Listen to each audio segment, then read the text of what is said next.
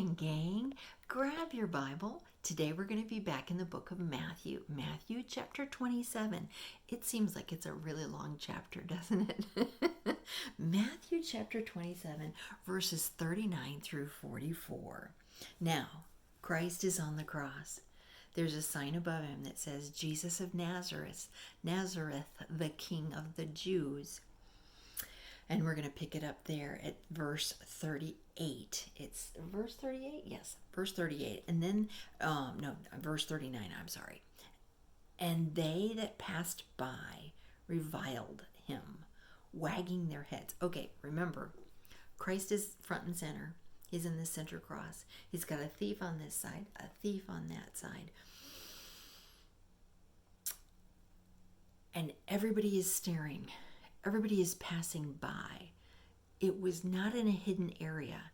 It was on the main road leading into Jerusalem so that everybody could see him. The title above his head was written in Hebrew and in Greek and in Latin so everybody could read it. Nothing about this was hidden. If people were there, they saw it.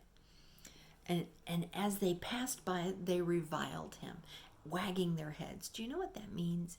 It means they were just like, oh, can you believe that? He said he was the King of the Jews. Here he is. He's just dying on the cross like a common thief. Whoa, he deserves it. And they were wagging their heads. They were shaking their heads saying, he deserves this. It's just horrible. He should have died. That's really what they were saying. And saying, thou that destroyest the temple and buildest it in 3 days, save thyself. If thou be the Son of God, come down from the cross. Likewise also the chief priests, mocking him, with the scribes and the elders, said, he saved others, himself he cannot save. If he be the King of Israel, let him now come down from the cross, and we will believe him. Really? They would believe him if he came down off the cross? I don't think so. These were the chief priests, the scribes, and the elders of the church. They didn't believe God when they saw him right in front of their faces. Let's see. He saved others, himself he cannot save. He trusted in God. Let him deliver him now, if he will have him. For he said, I am the Son of God. They were mocking him. Now, was Jesus the Son of God? Yeah, he still is. Was he God? Yeah, he still is. Could he have come down off of that cross? You bet. In an instant. He could have called 1,000 angels and